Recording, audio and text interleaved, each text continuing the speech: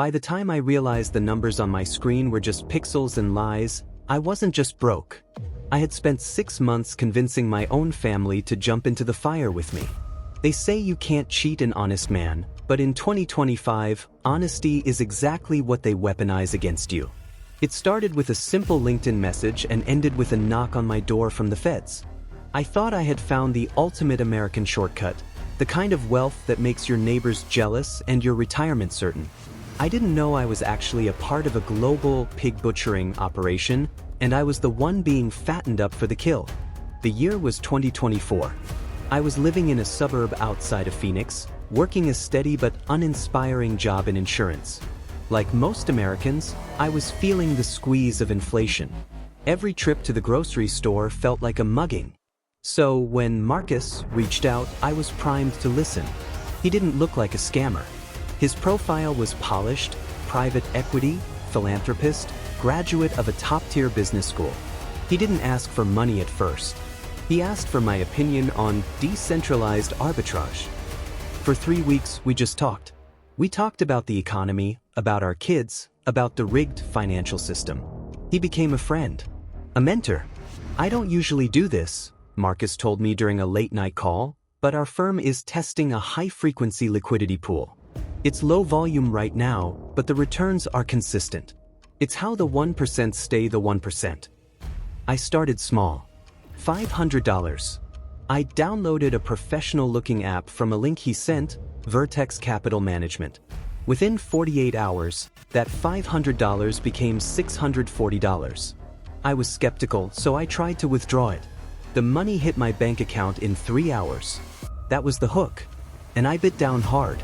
Over the next 4 months, I watched my life change on that screen. I moved my entire savings, $45,000, into Vertex. I watched it grow to $110,000. I was addicted to the green lines moving up. Marcus was a genius. I felt like I had finally cracked the code. I was so confident that I did the one thing I'll regret until the day I die. I told my sister and my elderly parents. My sister put in her wedding savings. My parents put in a third of their 401k. We were all going to be rich. We were already planning a family trip to the Amalfi Coast. I felt like the hero of the family. I was the one who had led them to the promised land. The success was intoxicating. I even quit my job. Why work for a salary when I was making $2,000 a day while I slept?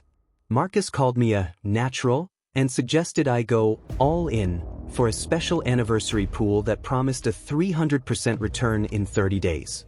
The catch arrived on a Tuesday morning. I tried to log into the app to withdraw $10,000 for a down payment on a new truck. The screen was white. Server error 404. I messaged Marcus. No response. I checked his LinkedIn. The profile was gone. I felt a cold pit form in my stomach, but I tried to rationalize it. Technical glitch, I told myself. Maintenance. 2 hours later, I got an email. Not from Marcus, but from Vertex Security. It said my account had been flagged for suspicious tax discrepancies by the IRS.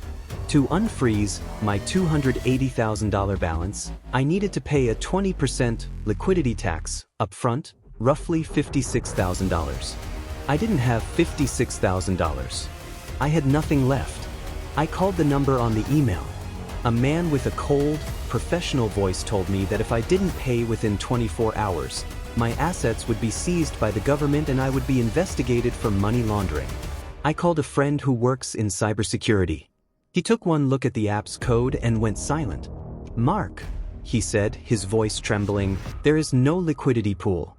There is no Vertex. This is a front-end simulation. Every dollar you sent went directly into a crypto tumbler in Southeast Asia the second you hit deposit. The withdrawals you made earlier? That was just them using a bit of your own money to build your trust. It's a slaughterhouse, man." The realization didn't hit me all at once. It came in waves. First, the $45,000. Then, the realization that I had destroyed my sister's wedding. Finally, the image of my father, who worked 40 years in a factory, losing his retirement because he trusted me. I went to the police. They were sympathetic, but they told me the truth. the money was gone. It was in a digital void, moved through a dozen different countries before I even realized the app had crashed. I had to sit in my parents' living room and tell them that the hero of the family had just robbed them. I watched the light go out in my father's eyes. He didn't yell. He didn't even get angry. He just looked at the floor and said, "It's okay, son. We'll figure it out." But we won't. They don't have enough time left to figure it out. I live in a small apartment now, working 2 jobs to try and pay back my sister. I don't look at investment apps. I don't answer messages from strangers. I spent 6 months chasing a ghost, and in the end, the ghost took everything but my guilt. The hardest part isn't being broke. It's the silence during Sunday dinner. It's the way my sister looks at me when she thinks I'm not watching. I thought I was finding an easy way up. I was just digging a hole for everyone I loved. Some mistakes don't look like mistakes at first.